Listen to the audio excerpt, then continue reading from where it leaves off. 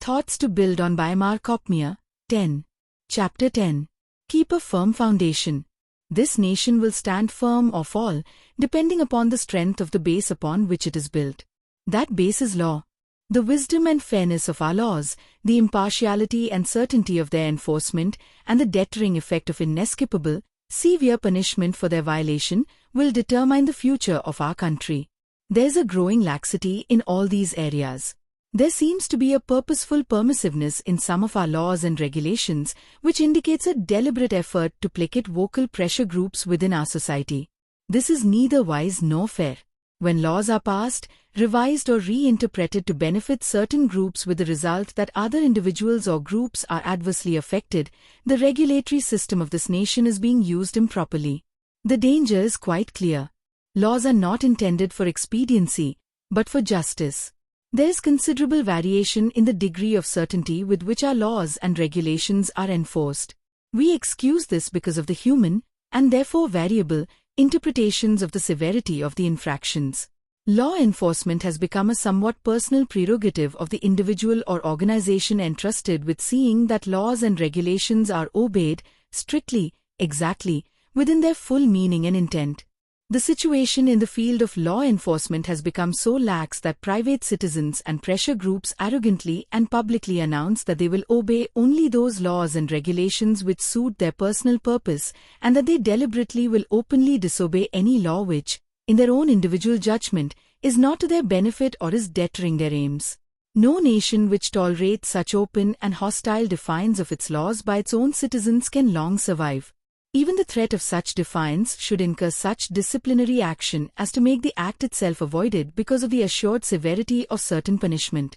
No individual, because he is a leader or a vocal member of a dissident pressure group, deserves immunity from, or should be given probated or trivial punishment for, deliberately and defiantly breaking a law or regulation. We have developed a fear of making martyrs because it might enhance their publicity and propaganda value. This is a dishonorable fear which can be eliminated by making the punishment for self-provoked martyrdom sufficiently severe to make it undesirable. Otherwise, we shall continue to have our law enforcement officials under frequent provocation by those who would use accusations against them to incite agitation for their objectives. All levels of law enforcement would be greatly improved if the entire citizenry were thoroughly convinced that the violation of any law or regulation would result in inescapable, impartial, and severe punishment. When I say severe punishment, I mean so severe that its risk would not be justified.